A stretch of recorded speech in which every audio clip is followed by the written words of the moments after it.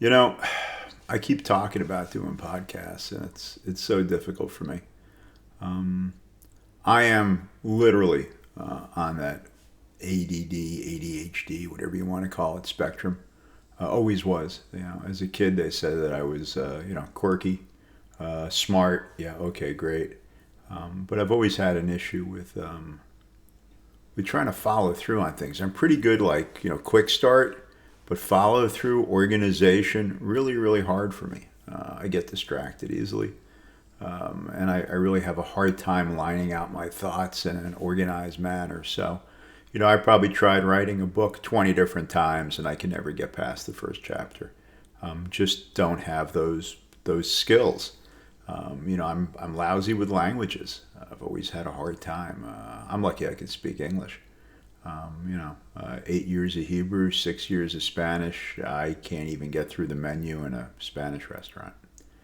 Anyway, so, a lot of stuff going on right now, a lot of things to unpack. I got to tell you, I think America is an absolute mess right now. I think it's the worst it's ever been in all the years I've been alive. I think we've got a president who's, honestly, I think he's full of shit. I think he's a con guy. I think he just throws shit at the wall till something sticks. And there's so many people out there that go along with his message. He's conned a lot of these people. If you look at the administration and the people he's surrounded himself by, I've never seen a group of less competent people in my entire life. From the Secretary of Defense, which they now want to call War, to Tulsi Gabbard, to Noam, to any of these people, they're Bush League. They're not at the level that we would expect in our country. If you look at other presidents, whether you agreed or disagreed with them, Barack Obama surrounded himself with smart and competent people. And so did Bush. And so did the other Bush. And so did Clinton. And going all the way back. We're in an unprecedented time right now. I think we're seeing an America that we've never seen before. What concerns me is that for a lot of younger people, teenagers, early 20s, even late 20s, you don't have anything really to compare this to. I mean, you probably didn't pay that much attention when Biden was in office. And maybe you paid a little attention when Trump was in office, but you were pretty young then. So you don't really have any memory, if you will, of what real government leadership looks like. A president should be a president for all the people, not just some of the people. Regardless of who voted him, America should be able to get behind him, and he should be behind them. And we're not seeing that. We're seeing the most divisive, pathetic individual in the White House that we've ever seen. I posted something recently. He's not a patriot. He's pathetic. And I think there's a lot to be said about that. So. Anyway, just wanted to kind of talk about some things and try to break things down. I'm going to take a pause right now just to kind of do a sound check and see what this sounds like before I get too far. And then I'll be back and we can keep going. Thanks for being here. Okay, so that didn't sound as lousy as I thought it would, so I guess we'll just keep going. Anyway, hey, for those of you who've been following it, I had shoulder surgery. Had my rotator cuff rebuilt on my right side about 3 weeks ago, just shy of 3 weeks. So coming along pretty well. Thanks for everybody who sent notes, asking how I'm doing, wishing me well. I appreciate it.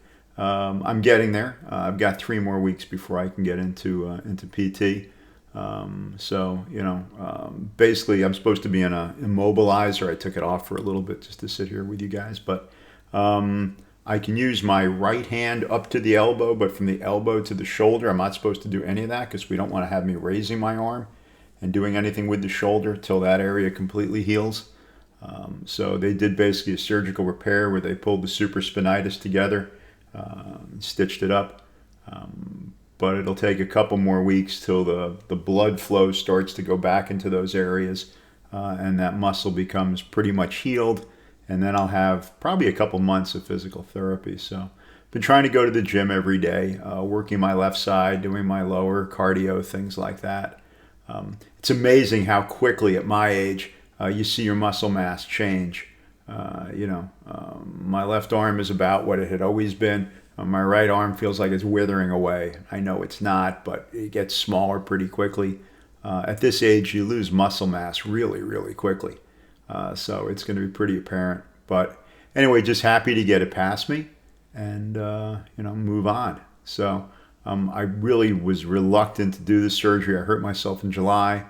I'd like to tell you it was a great story on how I got hurt, but in reality, I basically was doing something stupid in a horse trailer and fell and just caught my arm, and that was it. So it wasn't that dramatic.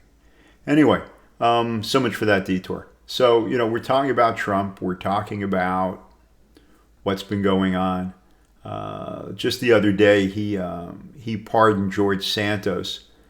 Trump has used both pardons and the Department of Justice really as political weapons and as political gifts, if you will, tools.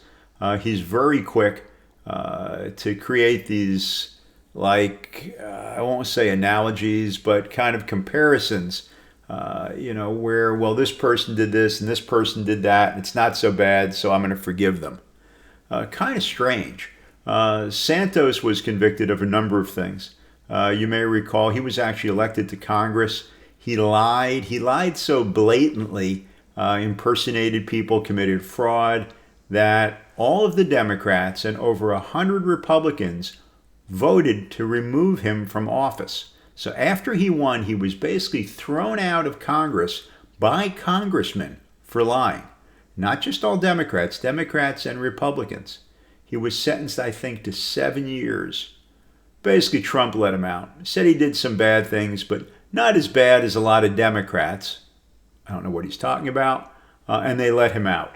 So they commuted Santos's sentence, which essentially means he won't have to serve any of the 7 or so years.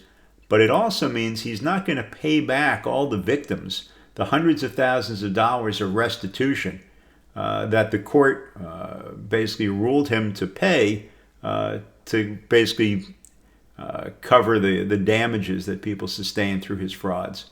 Anyway, so that's one, and it's a little weird. I mean, he did that at the same time he's going after James Comey and Letitia James. Letitia James, Attorney General of the state of New York. James Comey, former FBI director. He's accused both of those people of lying. James Comey, he accused of lying in a congressional investigation through some testimony he gave.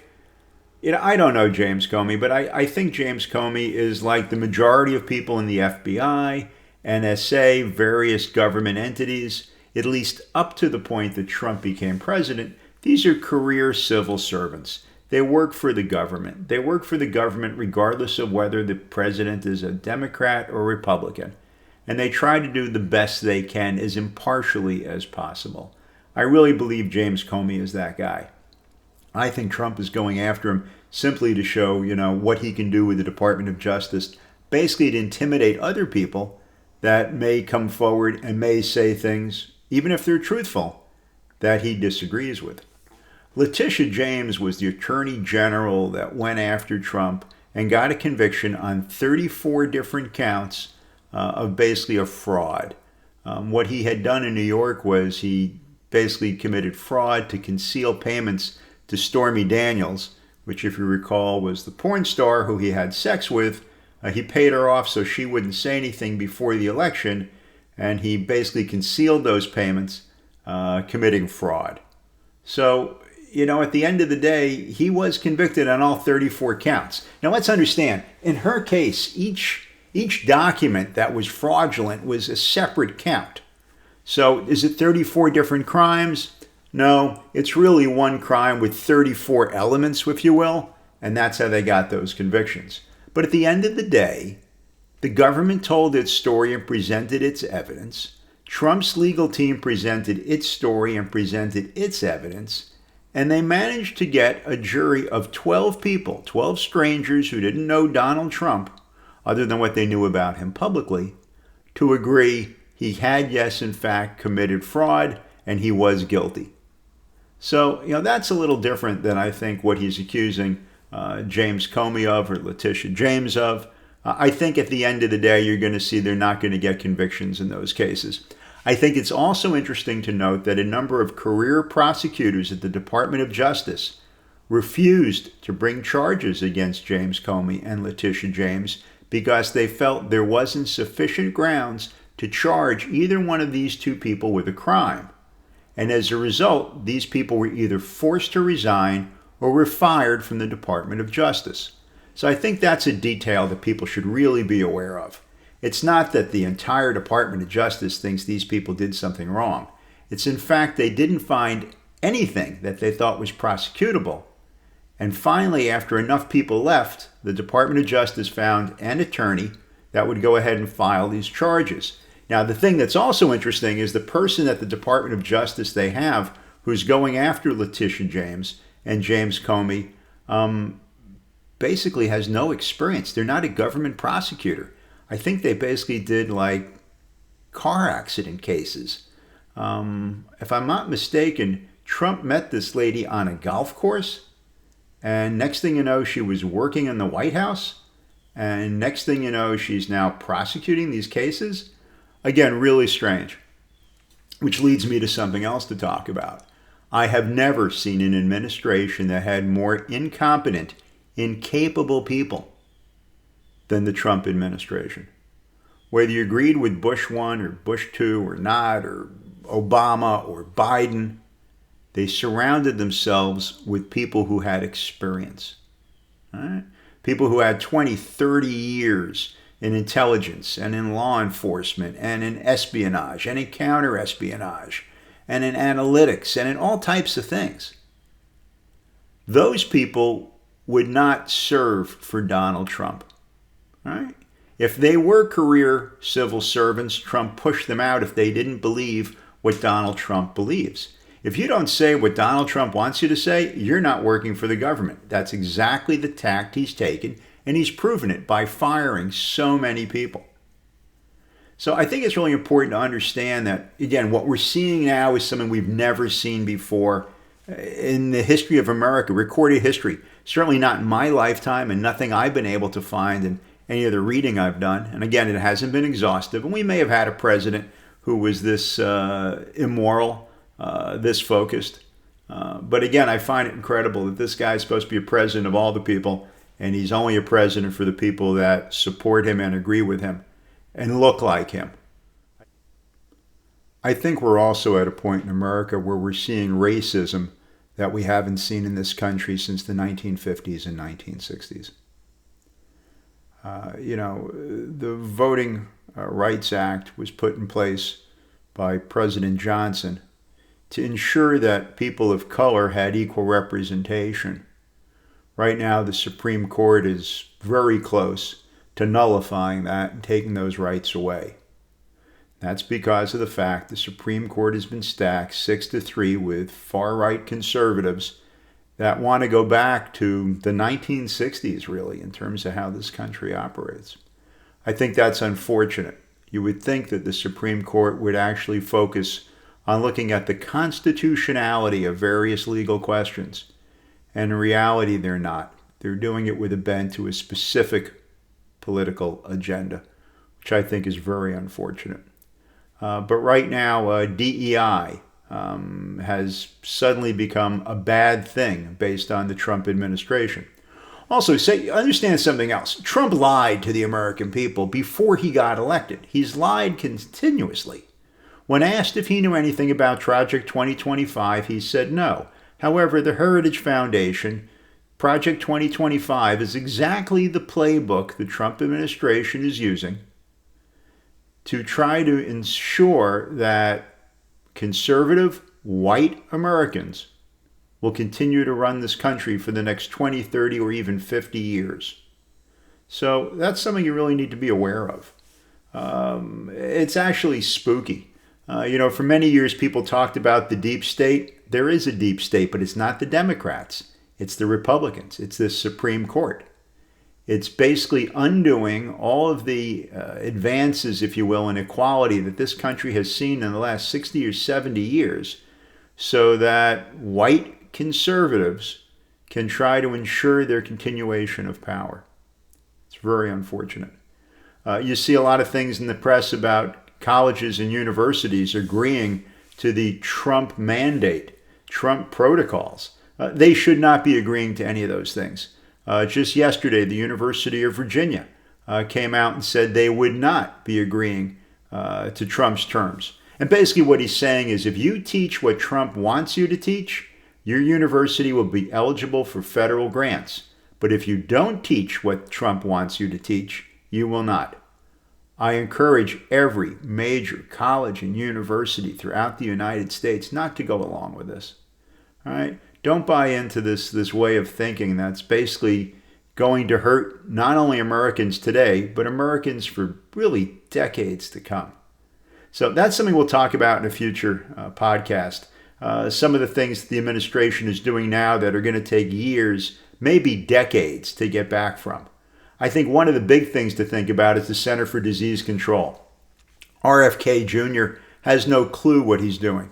He was basically a mediocre attorney on a good day, and now they have him running basically health care for the United States, which is really, really spooky. So instead of bringing back an economy and making America quote unquote great again, and by the way, it was pretty great when this guy got into office, we're now seeing the one thing the Trump administration can take claim for, which is basically bringing back measles. But we'll talk more about that in a future segment. Anyway, appreciate you guys listening. Hope it's been of interest. Give me feedback. Let me know what you want to hear, what you don't want to hear, or what you want us to drill down further on, and we'll try to do it. Remember, I'm only here because you're there. If you weren't there, I wouldn't be here. I wouldn't be taking the time to do this. But I think it's important. So let me know if you're getting something out of it, what more you think I can do to make it more valuable for you, and I'll try to deliver on that. Thanks again. Really appreciate your time. If you like this, let us know. Tell a friend. Let's build this out if we can.